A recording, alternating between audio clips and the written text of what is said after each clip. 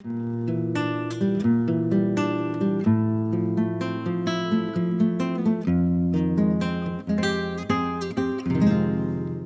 gusto, pues comparto esto a lo que ustedes mismos me invitaron a reflexionar. Este texto del profeta Isaías, que dice así: los jóvenes se cansan, se fatigan, los valientes tropiezan y vacilan, mientras que a los que esperan en Yahvé, Él les renovará el vigor, subirán con alas como de águilas, correrán sin fatigarse y andarán sin cansarse. Y fíjense, es evidente, ¿no? Que las personas jóvenes pues se hacen notar por su fuerza, por su vitalidad, pero también se fatigan, o que los valientes y yo también vacilan. Pero el tema de la esperanza en realidad brota no solo de la propia fuerza de ser joven o de ser valiente, sino de esperar en Yahvé, porque es el que nos renueva la energía y el que nos hace subir como águilas. Eh, Fíjense, yo cuando pensaba en valientes, pues pensé en la espiritualidad auxiliadora como de valentía, como un signo de valentía. Y tomo de su página, de la página de las auxiliadoras de Latinoamérica, cómo describen su espiritualidad. Y dice ahí que desde María de la Providencia y hasta ahora, toda la familia auxiliadora sentimos que nuestro carisma de misión es al lado de los más olvidados, que formamos una comunidad sin frontera entre vivos y difuntos, abrazados por el mismo Dios que anhela profundamente hacernos uno con Él y con toda su creación. Eh, eh, Nuestro caminar como pueblo de Dios, dicen las auxiliadoras de Latinoamérica, no está exento de fuertes pruebas, situaciones límites.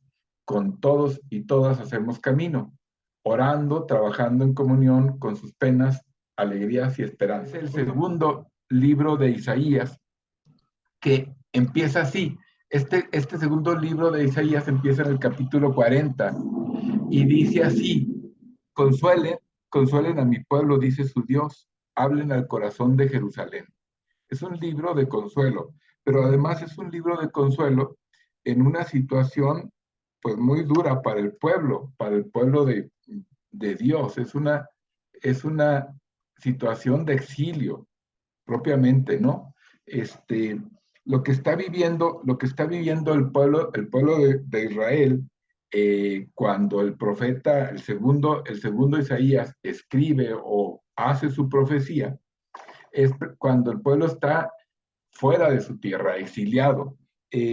Ha sido no solo conquistado, no solo derrotado, sino además sacado de su lugar y llevado a Babilonia. Y lo que encontramos es una situación pues tremenda, porque no solo perdieron su libertad, sino perdieron su tierra, le robaron su país, se quedaron sin lo que les daba raíz y seguridad y fueron a dar allá, ¿no? Entonces se imaginan la situación anímica del pueblo, pues tan diversa, ¿no? Y en este contexto es el profeta Isaías quien llama a la esperanza, quien busca consolar, y es como el que Dios envía a hacer este trabajo de esperanza y de consuelo. El profeta nos va a narrar cómo ante esta situación del exilio se encuentra con tres respuestas de los deportados. Una es el acomodo, acomodarse a la vida de los babilonios y hacerse a su modo. Esa es una respuesta que dan unos.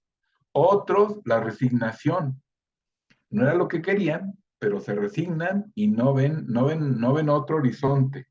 Y otro es una resistencia activa, es mantenerse activos, mantenerse con esperanza, asumiendo lo que están viviendo. Obviamente el profeta es de estos, pero el profeta además quiere hablarle al corazón de parte de Dios a todos, a todo el pueblo, ¿no? Animar a los que están en resistencia activa, pero también a los resignados y a los acomodados, a hacerle ver lo que están viviendo y cómo están dejando de ser lo que son, por acomodarse o por resignarse, ¿no? Mientras que, los que resisten siguen siendo lo que son, ¿no? Pues, como este pueblo elegido. Y entonces, Yahvé, el profeta, se encuentra con tres resistencias, también con tres tipos de resistencias fuerte a la acción de Dios, a lo que Dios quiere hacer, es decir, también a la esperanza. Entonces, las resistencias a Yahvé, que lo pongo como ese triángulo, las resistencias a Yahvé son de estas tres tipos, ¿no? Una, obviamente, la del imperio babilonio, o sea, el imperio es una resistencia y que trabaja en un sentido contrario al reino de Dios, a lo que Dios quiere para su pueblo. La otra es, pues, de los dioses. Esas son como dos resistencias contra los que el profeta y Yahvé luchan. Pero la otra es la del mismo pueblo deportado. Y esta tercera, la del pueblo deportado, es la más fuerte, ¿sí? Y es la que más tiene que combatir y contra la que más tiene que luchar el profeta. Y Yahvé, ¿sí? ¿Y qué pasa? Pues que el pueblo se cansa y protesta, que tienen miedo, que es ciego y sordo, que es nostálgico, que es pecador, que no comprende la acción de Dios. ¿Por qué actúa Dios así o por qué no actúa como ellos querían? ¿O que es falso y obstinado, que se cree abandonado? Son como las maneras en que se expresan la resistencia del pueblo a lo que Dios quiere hacer. No pueden ver lo que Dios quiere hacer por eso. Y por eso tampoco pueden sumarse a lo que Dios está haciendo. No tienen esperanza. Pero el profeta, la labor del profeta es ir hacia Dios y hacia su deseo de esperanza. Tiene que convertir a la esperanza a ese pueblo fracasado, resignado o desalentado. Este, el profeta, lo que vamos a ver es que ayuda a que la gente vea la realidad, lo que está pasando, pero que también vea el horizonte de vida y de promesa que Dios tiene para ellos. No basta creer, hay que esperar. Eh, pues cuando suene la hora, solo los esperanzados harán real el objeto de su esperanza y podrán andar el camino y volverán, ¿no? Es lo que vemos que está diciendo el profeta a esta gente, ¿no?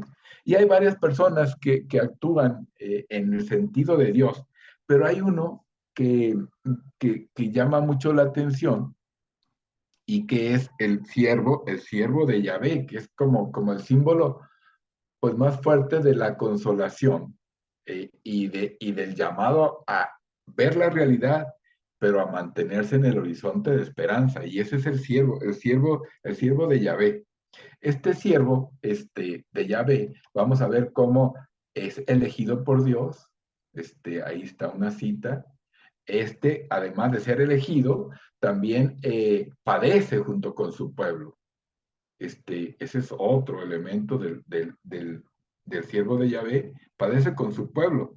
Y ya recordamos estos textos que solemos leer en Semana Santa, ¿no? Son los cánticos, están tomados de los 4 cánticos del siervo de Yahvé. Tan desfigurado tenía el aspecto que no parecía hombre. Fue oprimido y él se humilló y no abrió la boca. Como cordero al degüello era llevado, etcétera, ¿no? Entonces, es elegido por Dios, padece. Segundo, resiste. El Señor me ayuda, por eso no me acobardaba. Por eso endurecí el rostro como pedernal, sabiendo que no quedaría defraudado. El tercer elemento, resiste. Y el cuarto, que es portador de un horizonte de futuro. Sobre él he puesto mi espíritu para que promueva el derecho, dice.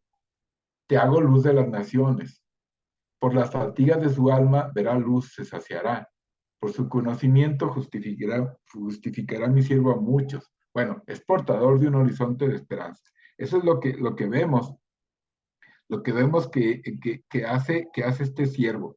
Yo creo que les decía yo que bueno, más bien los especialistas pues discuten quién era este siervo, si era todo el pueblo, si era una parte del pueblo, si era el profeta Isaías, si era alguien, pero tiene todo algo que va más allá de una persona, que nos hace pensar en que va alguien más allá del presente y de lo que se está viviendo ese siervo. Es alguien que a lo mejor está, pero todavía es alguien que va más allá. Por eso, el Nuevo Testamento, desde los Evangelios y también en las cartas, se identifica a Jesús como este siervo, como el siervo sufriente. Por eso les decía yo que lunes, martes y miércoles se lee el primero, segundo y de Semana Santa, se leen los tres primeros cánticos, y el viernes de Semana Santa se lee el cuarto, porque hay esta identificación muy clara como de que Jesús es este siervo de Yahvé, que Él es el verdadero siervo de Yahvé y que verdaderamente es elegido, como podemos ver en la escena del bautismo, que además padece, como lo podemos ver en la cruz, pero que también resiste, pero que es portador de un horizonte de futuro, que con toda su vida nos lo muestra. Y digo, entonces para nosotros, más allá de lo que vivió el pueblo de Israel, ahí está en realidad la fuente y la raíz de nuestra esperanza. Bueno, pero yo además, ya reflexionando sobre esto del siervo, pero para nosotros, yo pensaba que del siervo y del exilio, la palabra exilio yo creo que es una palabra que puede ser también muy importante para nosotros y para explicar lo que a veces estamos viviendo. Yo me pregunto y te pregunto si no sientes a veces que te han robado tu vida o tu tierra o tu país. Ciertamente hay mucha gente que así está viviendo el presente aquí en nuestro país, pero también en otros lados del mundo, ¿no? Basta pensar en Ucrania, los desplazados en tantas situaciones de guerra, o los migrantes, pero a veces nosotros mismos, ¿no? Como que, ¿qué pasó con mi tierra? ¿Qué pasó con mi país? Yo creo que situaciones de violencia nos hablan de eso, ¿no? Yo creo que a lo mejor es algo que ciertamente yo experimenté por ejemplo, con la muerte, el asesinato de Joaquín, de mis hermanos Joaquín y Javier, el gallo, en Cerocahui, pues que este no es el país en que yo nací, en que yo crecí, ¿no? O también ante la inseguridad para cualquier cosa, ¿no? Creo que también podemos tener esa experiencia como de exilio, pero eso digamos como pensando a un nivel más amplio y más social.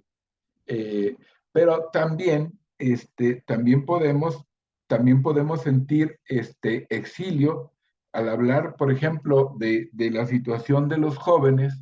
También hay una situación de exilio, o más bien, a lo mejor no de exilio. Yo me preguntaba, ¿y qué con los jóvenes que han nacido en el exilio? Aquí en Colombia, algunos de ustedes están en Colombia. ¿Qué con los jóvenes que ya han nacido en el exilio, que ya les ha tocado, o en otros países del mundo, en otras situaciones, que ya les ha tocado vivir una situación perenne de inseguridad, ¿no? O de estar como no tener la raíz que a lo mejor otros mayores hemos experimentado. Y aquí yo voy a la exhortación apostólica del Papa a propósito de los jóvenes, Christus Vivit, ¿no? Dice, por ejemplo, que muchos jóvenes viven en contextos de guerra y padecen la violencia en una innumerable variedad de formas: secuestros, extorsiones, crimen, trata de personas, esclavitud y explotación sexual, estupros de guerra, etcétera, ¿no? O también que son ideologizados, utilizados como carne de cañón, eh, eh, o también son convertidos en seres individualistas, enemigos y desconfiados de todo lo que así se vuelve presa fácil de ofertas deshumanizantes y de los planes destructivos pues que elaboran grupos políticos o poderes económicos, por decir algunas palabras de lo que el Papa menciona sobre la situación de los jóvenes. Pero también nosotros mismos podemos considerar cómo enfrentan situaciones nuevas que antes no había, o cómo menos oportunidades, por ejemplo, de jubilación, o sea, que la que experimentaron a lo mejor nuestras generaciones o las generaciones mayores, ¿no? Creo que son situaciones que podemos decir de que a veces podemos vivir o crecer en el exilio, pero creo que también hay otros tipos de exilio en nuestra vida cotidiana, en donde, no sé si también podemos decir, pues es que me siento como que a veces sacado de mí mismo o alienado de mí mismo o no siendo lo que yo quiero ser o no viviendo lo que yo quiero vivir. Por ejemplo, en relaciones personales que a veces nos enredamos, este, en donde no me estoy relacionando como yo quisiera, o en el trabajo por el reino, donde yo estoy en el trabajo por el reino, pero de pronto vivimos situaciones en el trabajo mismo por el reino pues que nos confunden, que nos desgastan, que nos desorientan y que a veces nos descentran del mismo reino, ¿no? O también en las contradicciones personales, en el fondo que todos tenemos, en donde sentimos que yo no coincido conmigo mismo. Es como una experiencia también como de exilio. Por eso creo que esta figura es del exilio, pero también del siervo de Yahvé, pues es una figura potente, porque para nosotros el siervo de Yahvé, pues es Jesús, como para hacer lo que el profeta hace, ¿no? Iluminar nuestra realidad, lo real que estamos viviendo, pero también hacerlo en un horizonte de utopía y de futuro. Entonces, aquí, digamos, pues la pregunta es, ¿por qué podemos tener esperanza, no? O sea, en el fondo es lo que nos estamos preguntando, ¿por qué podemos tener esperanza? Y, y creo que pues sí tenemos la respuesta, pero hay que profundizar en ella. Es que es el crucificado y el resucitado quien nos da identidad y sentido. Y ahí está nuestra esperanza. En el fondo, cuando perdemos nuestra esperanza, pues a veces decimos que tenemos desesperanza de que las cosas sean como deben ser, pero en realidad de que la desesperanza más honda y más radical es de que yo ya no sé quién soy ni para qué, ¿no? Ahí está yo creo que pues una fuente más radical de desesperanza, porque dejo de ser lo que soy, por lo que veo, por lo que sucede y por cómo afronto lo que sucede. Entonces, creo que el crucificado y el resucitado nos da identidad y sentido, ¿no? Y voy a algunos, pues, pequeños como, como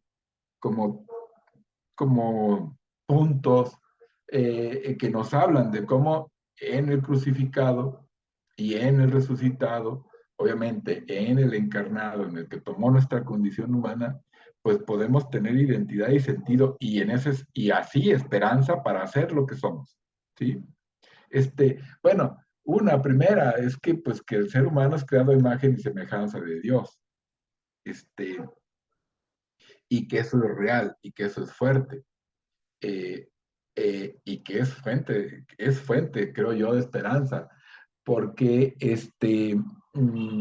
y además que, como nosotros sabemos, fuimos creados en Cristo.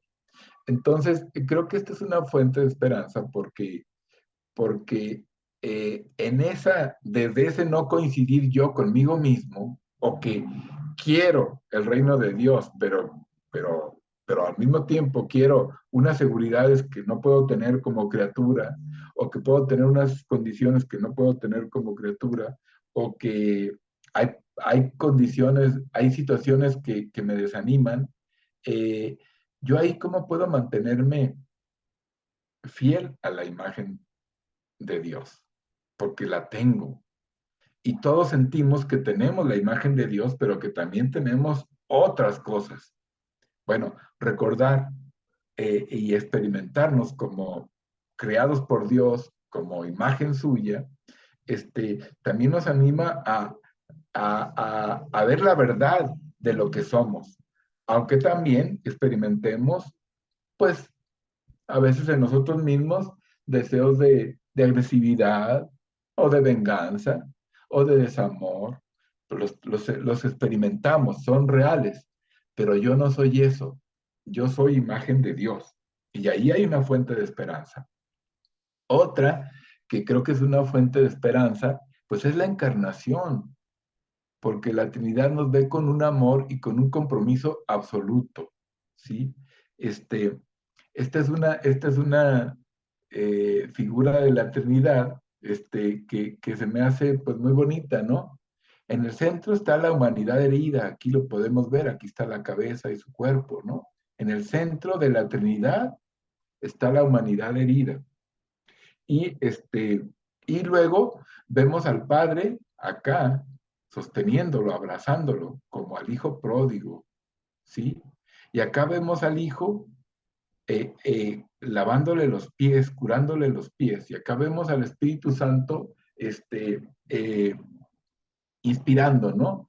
Y creo que la encarnación es la acción de la eternidad y yo creo que aquí hay una fuente de esperanza porque no estamos dejados de Dios. O sea, vemos el mal en el mundo y hay que verlo, pero también hemos de ver que no solo hay eso de mal en el mundo, que hay cosas buenas y que Dios ve con amor la realidad nuestra total, ¿no? Tan la ve con amor que la desea para sí y que el Hijo toma nuestra condición. Y no es algo que ocurrió 2000 años, porque la encarnación es algo que sigue operando, ¿no? Entonces, Dios sigue viendo a la humanidad con los mismos ojos de amor y de compromiso y asumiendo nuestra condición. Creo que aquí también podemos tener una fuente de esperanza. Otra que también nos viene dada por este Jesús encarnado, crucificado y resucitado, pues es que Dios es Padre y es Madre, ¿no? Que esa es la experiencia fundamental de Jesús. Eh, Él es el Hijo, Dios es su Padre, es su Abba, su Abba. Y nosotros, por extensión, también somos hijos e hijas, hermanos y hermanas.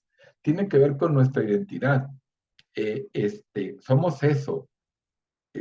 Cuando perdemos la esperanza, en realidad no estamos perdiendo la esperanza a lograr nuestros proyectos, estamos perdiendo la esperanza y estamos perdiendo la identidad nuestra de hijos de Dios, de hijas de Dios, de hermanos y hermanas. Eso es lo que perdemos cuando, porque nuestros proyectos no van adelante o cuando situaciones de mi familia o de mi comunidad o mías mismas no van para adelante y ante eso yo renuncio a ser hijo, renuncio a ser hermano, entonces ahí está sucediendo algo mucho más grave que el fracaso de un proyecto.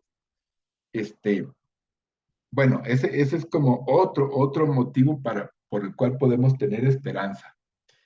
Y otro es que eh, si la verdad del ser humano es ser hijo de Dios y ser hermano, la verdad de toda la humanidad es el reino de Dios.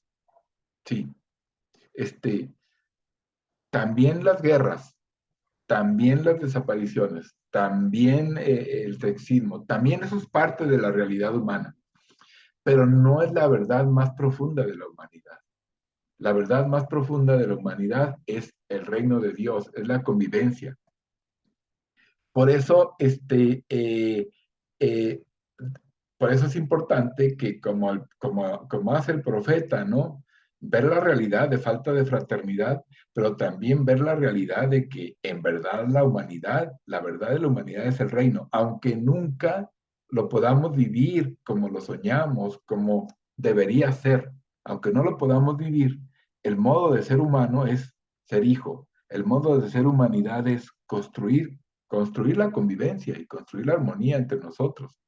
Este, el modo no es ya tenerla construida, estar viviendo de esa manera. Eso se me hace que es lo importante, es la verdad de la humanidad, por eso digo que es el reino de Dios. Y bueno, y algo que ya de algún modo había yo dicho, ¿no? Este, eh, eh, bueno, digo, pues también como caer en la cuenta que la cruz que nuestra salvación está en la cruz.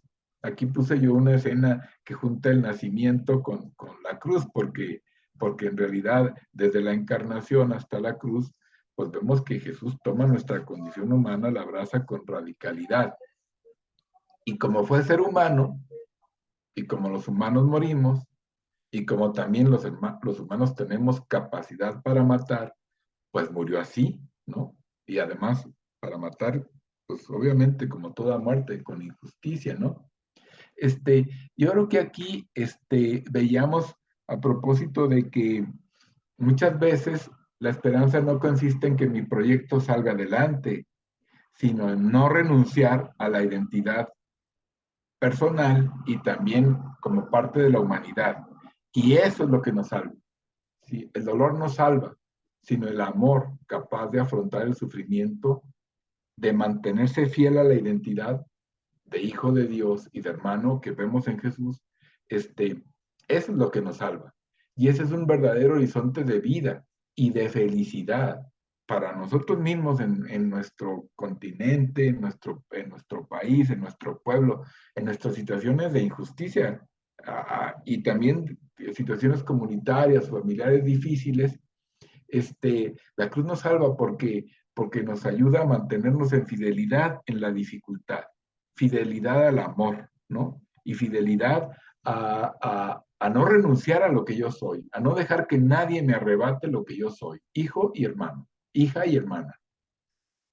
Y ahí es donde podemos encontrar la felicidad modulada por los acontecimientos. No es lo mismo una felicidad cuando logramos una cosa bonita para el reino que ante un fracaso, pero sí estamos llamados a afrontar, a vivir la consolación en todas esas situaciones. Y esa es la verdadera felicidad, la verdadera alegría, ¿no?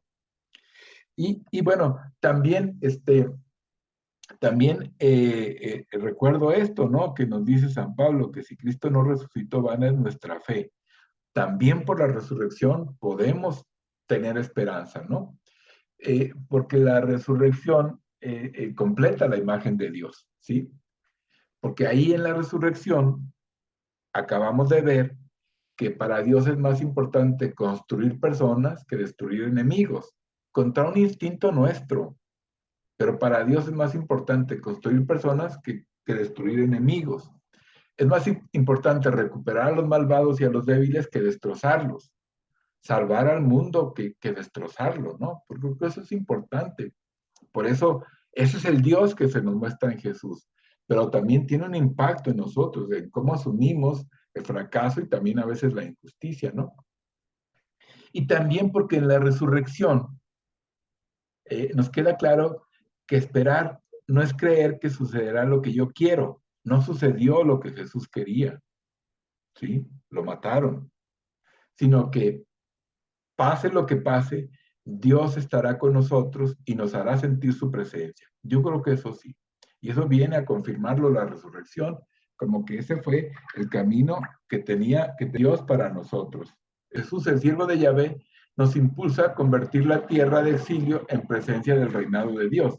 Esta es la invitación que me parece que nos está haciendo ahora Jesús como el siervo de Yahvé. Claro que para eso hace falta, como el siervo y como Jesús, tener conciencia de que hemos recibido una elección. Dios nos ha elegido y nos ha elegido como hijos, como sus hijos y como hermanos. Y además lo ha hecho de una manera muy personal.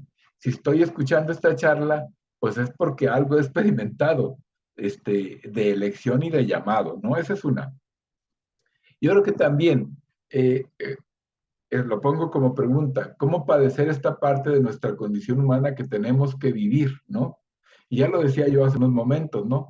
Este, eh, ¿Cómo padecer esa parte de nuestra condición humana que se opone también a veces a nuestros deseos de reino, que nos hace sentir divididos, o, o que a veces nos enfrenta unos contra otros?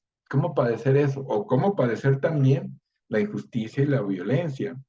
¿Cuál es la manera? ¿Cuál vemos en el siervo? ¿Cuál vemos en Jesús? ¿No? Y ahí está la cruz, ¿no? O cómo resistir lo que nos toca afrontar, o cómo ser portador de esperanza y signo de consolación. Creo que eso es también como una pregunta para nosotros. ¿Cómo ser portador de esperanza y signo de consolación? No confundiendo esperanza con optimismo, porque no es lo mismo. El optimista puede ser un detalle, una nota de una personalidad, o también el optimismo puede ser que pues yo hago un análisis y veo que si hago esto y esto va a pasar esto otro. Pero esperanza va más allá. Esperanza es creerle a Dios. No solo creer en Él, sino creerle a Dios. Creerle a Jesús que vivir la vida así vale la pena, ¿no? Y bueno, la, una nota última sobre la consolación del profeta.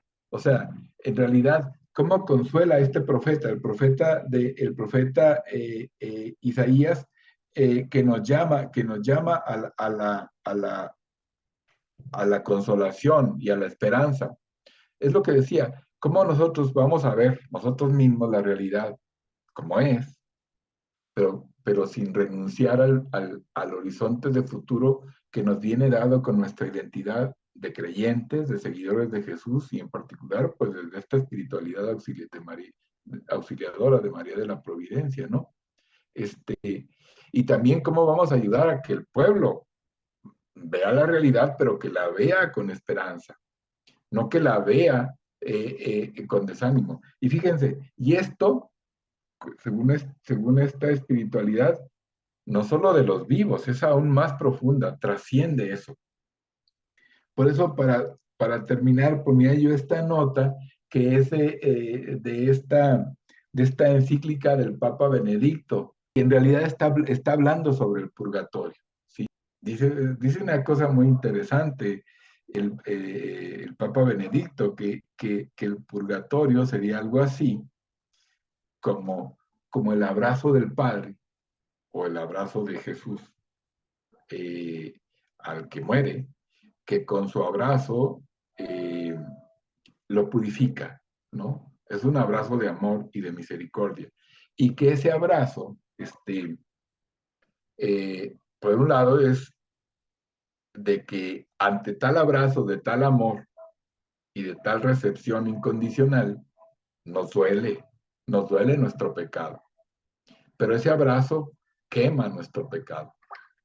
Por eso pongo yo aquí este texto de la encíclica. Dice, el encuentro con él es el acto decisivo del juicio. Ante su mirada toda falsedad se deshace. Es el encuentro con él lo que quemándonos nos transforma y nos libera para llegar a ser verdaderamente nosotros mismos. O sea, la esperanza también es eso, como decía yo, ser nosotros mismos. Y eso en nuestra vida cotidiana, en nuestro presente, pero también en la comunión con los santos y también en la vida definitiva, ¿no? De lo que se trata es de ser nosotros mismos. Y ahí está la esperanza. Por eso la pérdida de la esperanza, pues es lo peor que le puede suceder a un ser humano, ¿no? Porque perdemos el horizonte de nuestra vida y el sentido para qué estamos y para qué vivimos. No solo de que podamos hacer cosas, sino de vivir. Con los migrantes, un pueblo en exilio, desterrado, que ha pasado por unas pruebas en mi trabajo, en mi servicio de escucha y tratando de sanar todo lo que ha supuesto esta travesía que ellos hacen. Y al escucharte, descubría cómo en medio de tanto dolor, de tantas experiencias tan duras, tan traumáticas, eh, mantienen la esperanza. Y en algunos casos, aunque se ven contaminados pues de ganas de aprovecharse de la situación o de salvarse solo ellos, gana más el sentido de la solidaridad, el sentido de ser hermanos. Por lo que decía, no han perdido su identidad en el sentido de, eh, pues somos hermanos y estamos atravesando una situación muy difícil y aquí pues nos tenemos que entre ayudar. Yo siento que ahorita mucho del servicio que hemos tenido que dar ahí sí ha sido de sostener una esperanza que se ha visto golpeada, pero que la misma dureza de su situación los hace eh, a aferrarse a decir, vamos a sobrepasar esto, ¿verdad?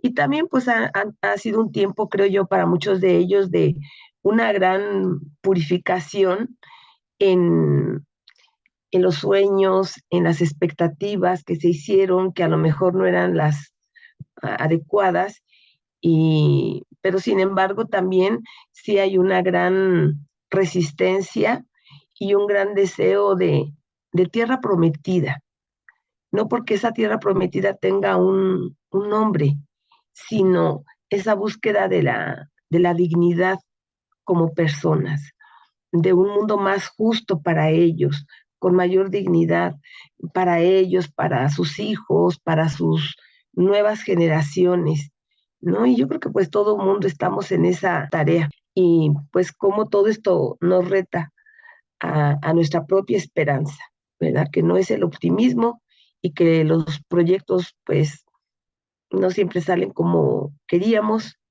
pero en realidad a lo mejor pues ni era lo que tocaba, sino que más bien seguir buscando siempre la voluntad de Dios y que se va manifestando a través de los aparentes fracasos, de los aparentes cambio de planes, pero que Dios de todas maneras está ahí. Y justamente recordé a un hermano venezolano platicando ahí en el patio con él. Yo le dije, ¿con quién vienes? Y me dijo, vengo solo. Y después lo volví a ver y le dije, ¿con quién estás? Y me dijo, estoy con este grupo. No somos familia de sangre, pero aquí hemos formado una familia y nos vamos a ir juntos. Y nos estamos reuniendo, estamos recogiendo los poco dinero que tenemos para irnos, pero nos vamos a ir juntos. Y justamente esta frase que dice, Dios es padre, madre, somos hijos, somos hermanas y somos hermanos. Creo que ahí se vive, ahí se siente. Todo con esto que nos dices que Dios nos impulsa y en Dios encontramos la identidad y que cuando uno pierde la esperanza, en realidad uno pierde su identidad y más que el fracaso de la experiencia de un proyecto, pues es no perder la esperanza y sabernos hijos de Dios y hermanos y pues continuar a resistir y no rendirse. Entonces, muy importante estar. De esta misión que tenemos en la iglesia, un servicio a la esperanza. No, pues muchas gracias a ustedes, con mucho gusto, y espero que pues sí, que pueda ayudar y servir. Gracias. María de la Providencia, extiende tus brazos, toca el corazón, ilumina los senderos que nos conducen a Dios.